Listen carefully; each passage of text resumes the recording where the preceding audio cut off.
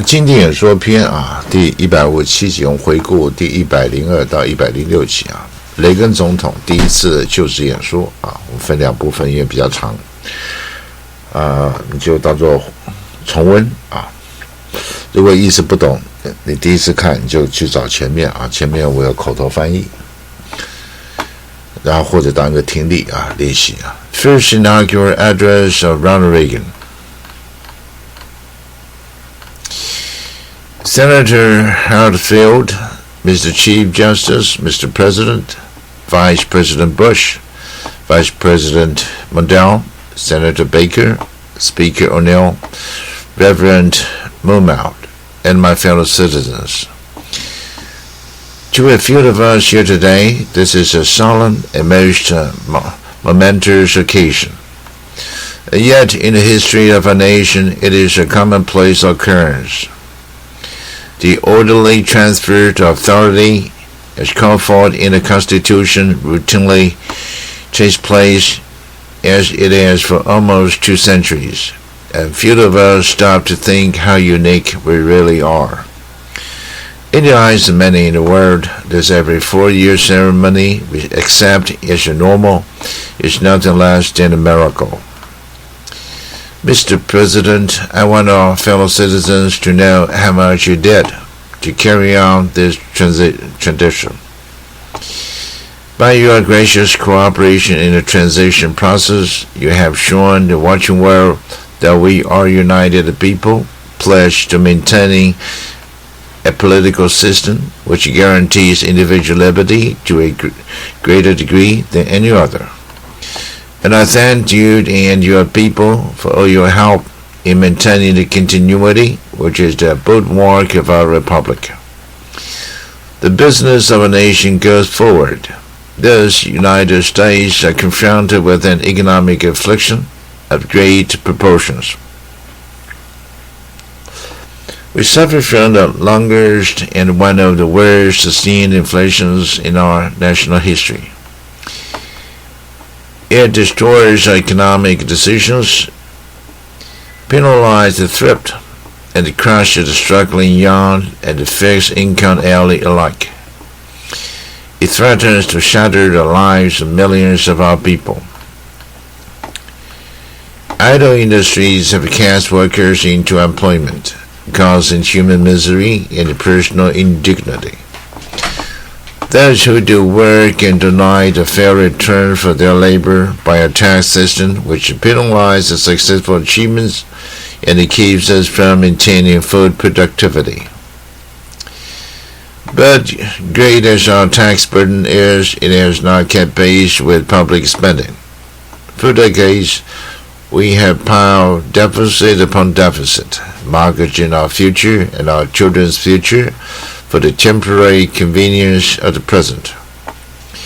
To continue this long trend is to guarantee tremendous social, cultural, political, and economic upheavals. You and I, as individuals, can, by borrowing, live beyond our means, but for only a limited period of time. Why, then, should we think that collectively, as a nation, we are not bound by Western limitation? We must act today in order to preserve tomorrow. And let there be no misunderstanding. We are going to begin to act, beginning today. The economic ills we suffer have come upon us over several decades. They will not go away in days, weeks, or months, but they will go away. They will go away because we, as Americans, have the capacity now, as we have had in the past, to do whatever needs to be done to preserve this last and greatest bastion of freedom. In this present crisis, government is not the solution to our problem. From time to time, we have been tempted to believe that society has become too complex to be managed by self-rule. The government by an elite group is superior to government for, by, and of the people. But if no one among us is capable of governing himself, than who in the mind us has the capacity to govern someone else. All of us together, in and out of government, must bear the burden. The solutions we seek must be equitable. We no one group single out to pay a higher price. We hear much of special interest groups. Our concern must be for a special interest group that has been too long neglected. It knows no sectional boundaries or ethnic and racial divisions, and it crosses political party lines. It is made up of men and women who raise our food, patrol our streets, man our minds and our victories, teach our children, keep our homes, and heal us when we are sick. Professionals, industrialists, shopkeepers, clerks, cabbies, and truck drivers. They are, in short, we the people, this breed called Americans.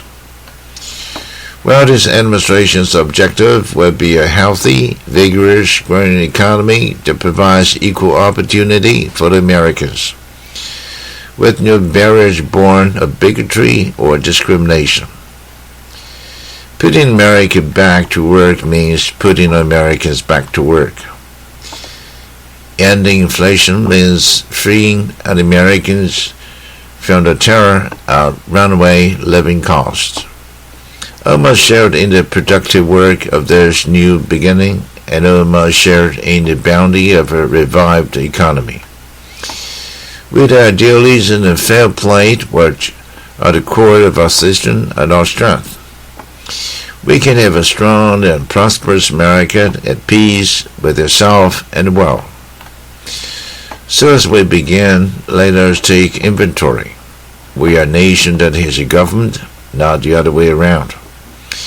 And this makes us special among the nations of the earth. No government has no power except the granted by the people.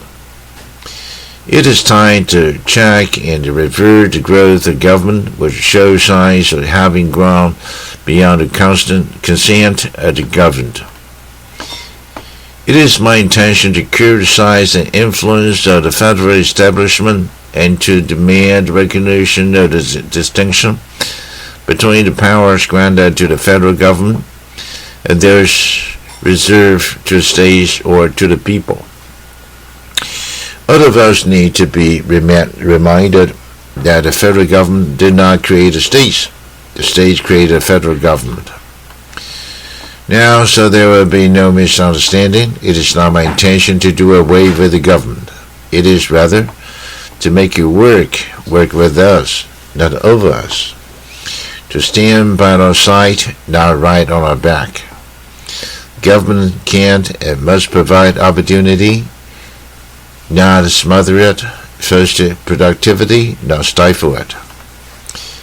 If we look to the answer as to why for so many years we achieved so much, prospered as no other people on earth, it was because here in this land we unleashed the energy and individual genius of man to a greater extent than has ever been done before. Freedom and the dignity of the individual have been more available and assured here than in any other place on earth. The price for this freedom at times has been high, but we have never been unwilling to pay the price. It is not coincidence that our present troubles parallel and are proportionate to the intervention and intrusion in our lives that result from unnecessary and excessive growth of government. It is time for us to realize that we are too great a nation to limit ourselves to small dreams. We are not, as some would have us believe, doomed to an inevitable decline. I do not believe in the fate that will follow us no matter what we do. I do believe in the fate that will follow us we will do nothing. So, with all the creative energy at our command, let us begin an era of national renewal. Let us renew our determination, our courage, and our strength. And let us renew our faith and our hope. We have every right to dream heroic dreams. This will say that we are in a time when there are no heroes, just don't know where to look. You can see heroes every day going in and out of factory gates, others a handful number, produce enough food to feed all of us and then the world beyond. You meet heroes across the counter, and they are on both sides of that counter. There are entrepreneurs with faith in themselves and faith in an idea who create new jobs, new wealth, and opportunity. There are individuals and families whose taxes support the government and whose voluntary gifts support the church, charity, culture, art, and education. Their patriotism is quiet but deep. Their values sustain our national life. 这一期回顾到这里。